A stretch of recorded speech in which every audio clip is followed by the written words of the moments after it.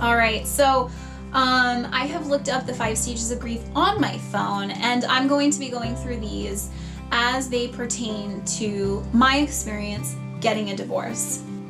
I am 2 years post-divorce, and that actually isn't accurate. It will be 2 years in August, but I'm 2 years post-separation, ending in divorce. So I was actually going to look up the 5 stages in order as I was talking to you, but then I started going through the 5 stages, and I realized that the whole process of grieving my marriage, it actually began in the middle of my marriage. The reason why I want to share about this topic and the reason why I want to talk about this is because I really felt alone. I mean, I felt intense loneliness, I felt desperate, and I felt hopeless. Essentially, I'm making this video to share my own story in hopes that it can offer some hope and alleviate some of that burden of going through this process alone. So stage number 1 in the 5 stages of grief is denial. All right, so I was married for 5 years, somewhere in there. I think a little over 5 years technically, because it took us 8 months to get a divorce. It had become apparent that things were not going to change. And because I come from a religious background, and again, because of my personality, I had to make the life that I had been given work, and that meant ignoring the fact that I was so unhappy and trying to kind of brush that under the rug. We vacillated back and forth, and then during these interim periods where we were working on things, instead of working on things, I feel like we were just in denial. And we just kind of figured out this weird existence of living together. I went through this party phase that I feel like was very detrimental to myself, to my loved ones, to Ella, for about 6 months. I mean, that was kind of a long stage for me, and I kind of went in and out of that stage for a while. So the second stage of grief is anger. Kind of going through these stages of grief, I feel like we show these sides of ourselves that are not true to our personalities because we're going through this grieving process. I started to do things that were totally out of character for me. That is a dangerous place to be. It was a dangerous place for me because I have a little girl, and at the time she would have been almost 4. Well, she would have been 3 and 4 when I was going through this stage, and our home was this kind of toxic environment for her, and we were not happy. We were angry. We were 2 incredibly angry people. So the third stage of grieving is the bargaining stage. I definitely went through this realizing that my marriage was over. I wanted the benefits of my ex and I being together for my daughter. So I bargained. I bargained with myself. I asked myself, can I live with this for this much longer? Can I do this for my daughter? I did it with my ex as well. I at one point told him, well, I know we don't love each other, but we love Ella, so let's do this for her. And I used all of these bargaining chips to kind of keep this marriage, keep the idea of the marriage and the benefits of the marriage for my daughter. I wanted her to have a family, and I wanted her to grow up feeling loved and safe and like the world wasn't broken. So the fourth stage is depression. I went through counseling. I ended up using antidepressants for the very first time in my life, and I made some terrible, terrible decisions throughout the whole stages of grief because it really did alter my personality. And during the period of depression, it took everything. I've never experienced depression like that before, and it took all that I had to just be a normal person and to be a functioning mother. And I feel like women, we have to give ourselves props for that. This is totally weird. I can't believe I'm crying, but I felt so guilty for so long because of I've never cried in a video, so this is so weird. I feel like that as a woman, as women, we tend to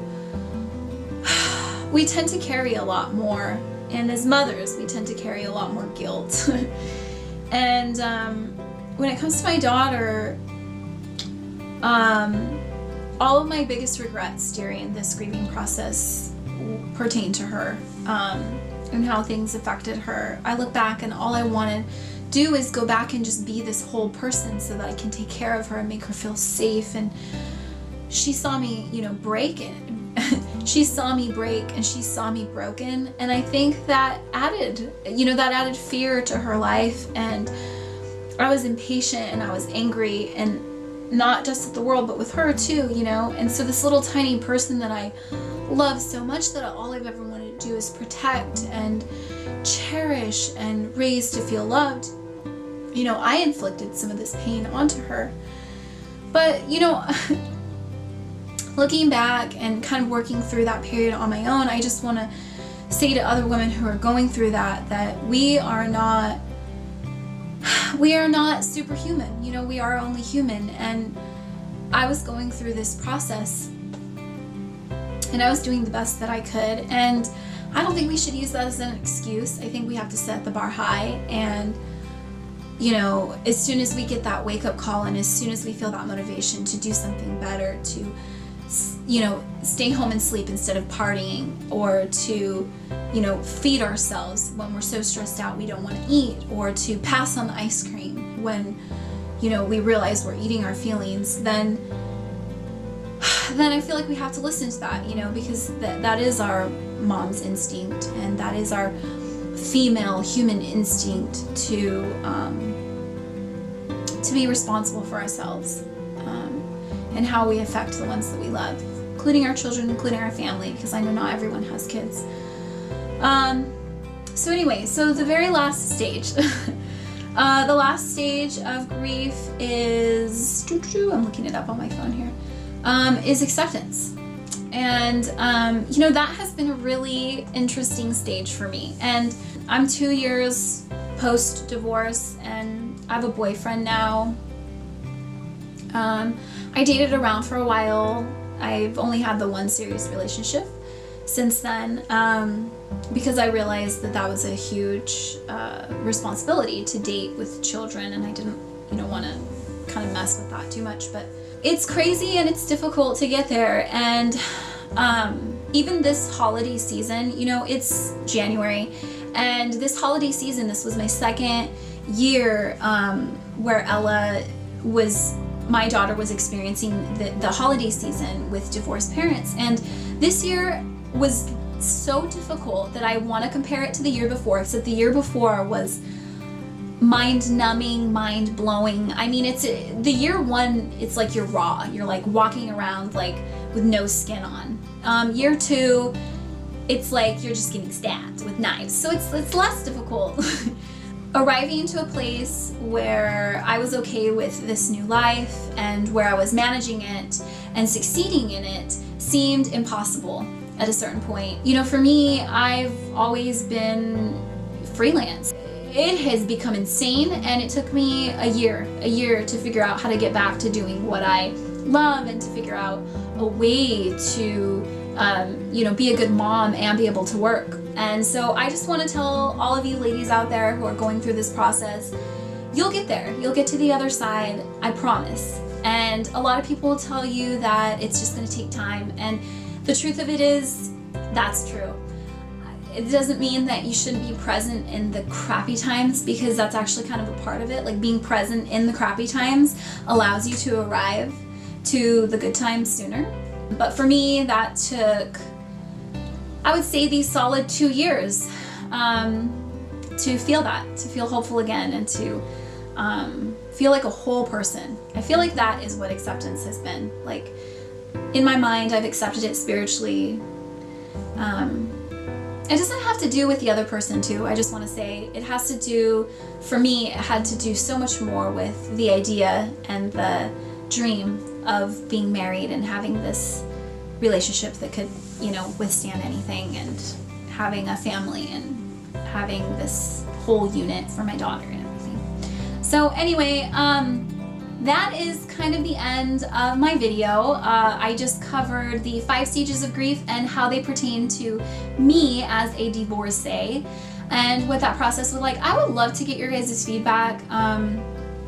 Tell me, I love to hear from other people. I get emails and messages from people who tell me about their own experiences, or who have questions, or who wish I had spoken more about something else. And I'm happy to do that. So please leave me your comments and suggestions below. Please like this video and share it with other people who are going through something similar that you think would benefit from it. Anyone who's going through divorce, who is going through a hard time and feels alone. Yeah, I really am so grateful for you guys, and thankful that you stayed and listened, and yeah. Oh, and I have to say, please subscribe to my channel. I'm not going to put any previous videos on here to link this up to, because I definitely feel like this is my very first real talk for the channel.